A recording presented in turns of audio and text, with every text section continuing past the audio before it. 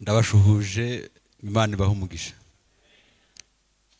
Ndabizi ko dukeneye kumva indirimbo, ntabwo rero mvuga byinshi kugira ngo ntacumura. Abayobozi banjye barakoze kumpa inshingano. Imana ishobora byose yumve icyifuzo bafite. Reka rero kubw'uyu mugoroba tuganira ijambo ry'Imana. Mu butumwa bwiza uko bwanditswe na Matayo, mu gice cyaho cya 11 umurongo wa 12 hari amagambo agira ati, uhereye igihe cya Yohana umubatiza ukageza none ubwami bwo mu ijuru buratwaranirwa, intarane zibugishwamo imbaraga. Kubwira ijambo ndifuza ko tuganira ijambo ridatwara umwanya, rivuga ngo bararikoreye. Iri juru baturangiye, iri juru bamwe batekereza ko dushobora kuzariragwa n'abadukunda nangwa ababyeyi, ni umurage dushobora guhitamo twebwe n'impagarike yacu, kuko ntabwo tubikura ku babyeyi n'abadukunda. Ndagira ngo turebe umuntu umwe uboneka mu gitabo cy'Itangiriro igice cya 39 umurongo waho wa gatandatu niho nshaka ko dukura iki gitekerezo. Igice cya 39 cy'Itangiriro umurongo waho wa gatandatu haragira hati, abitsa Yozefu ibyo atunze byose, mu byo yamubikije ntagira ikindi agenzura kiretse kwita ku byo yaryaga. Yozefu yari mwiza wese, afite mu maso heza. Hanyuma y'ibyo nyirabuja abengukwa Yozefu, aramubwira ati, turyamane. Hepfo ku murongo wa 9 ariko ndasomaho amagambo make. Yozefu yaranze, murongo wa 9, muri uru rugo nta urundutamo, kandi ntacyo yasize ngo akinyime keretse wowe kuko uri umugore we. None nabasha nte gukora icyaha gikomeye gityo ngacumura ku Mana yanjye? Uyu ni Yozefu, yari umusore wari wamubengutswe, yari umuntu ukomeye muri ubu buzima. Ni umuntu aramutse anaguhamagaye gusa wakumva uri fiyeri yabyo. Nanze gutanga urugero kuko ndi ku karubanda, ntabwo natanga urugero, ariko yari umuntu ukomeye, umugore w'umuntu ukomeye.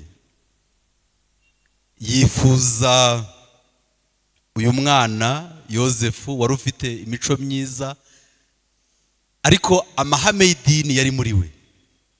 Aramubwira ati, rwose nkubwize mukuri, ntabwo nshobora guhangara gukora iki cyaha kuri uru rwego ngacumura ku Mana yanjye. Mbega amagambo akomeye. Umuja w'Imana Erinawiti mu gitabo cy'abakurambere n'abahanuzi hari icyo yabivuzeho. Igihe Yozefu yari amaze kumuramaza, amaze kwinangira, avuze ngo ntabwo byashoboka. Ndi kwihuta kugira ngo twumve bari abaririmbyi, ndabizi ko mufite amatsiko rwose, ntabwo mbatindira, muhumure mwihangane. Yozefu amaze kumaramaza, mu gice ku paje y'173 mu ngeri ya 2016 hari icyo bavuze ngira ngo dutahane muri uyu mugoroba, gishyigikira amagambo twaganiriye saa 5. Yozefu yarazi neza, ni paragrafu ya 3 uturutse hejuru. Yozefu yarazi neza ingaruka zajyaga kumubaho bitewe no kwinangira. Ku ruhande rumwe yashoboraga gutoneshwa kandi akagororerwa, naho ku rundi ruhande hari gukorwa isoni, gufungwa, cyangwa byashoboka akicwa. Icyemezo yari gufata ako kanya nicyo cyagombaga kugenga ubuzima bwe bw'ahazaza uko bwakabaye.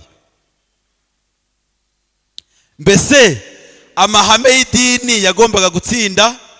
Mbese Yozefu yajyaga gukomeza kuba indahemuka ku Mana. Abamarayika barebaga ibigiye kuba bahagaritse umutima mu buryo butavugwa.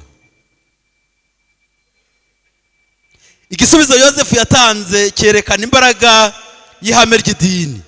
Ntiyari gutinyuka kugambanira sebuja wo mu isi wamwiringiraga, kandi ingaruka zajyaga kubaho zose yagombaga kuba indahemuka kuri sebuja wo mu ijuru. Mana yo mu ijuru ihirwe gusoma ku ijambo ryayo. Reka mbabwire, iri juru mubona turirimba uko dushaka, bamwe bari gusinzira, abandi bariye bageze iyo bajya, hariho abarikoreye. Ndababwiza mukuri, hariho abarikoreye.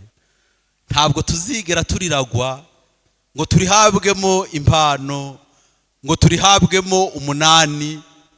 Impagarike yanjye, impagarike yawe, impagarike yo kwemera umaramaje uwo wakoreye, niyo igomba kuzatanga icyemezo gituma uhabwa iri juru. Imana yo mu ijuru igira neza muri uyu mugoroba, ibahe imbaraga yo gukunda kugira n'isano n'Imana ngo izabashoboze kubona ijuru mu izina rya Yesu.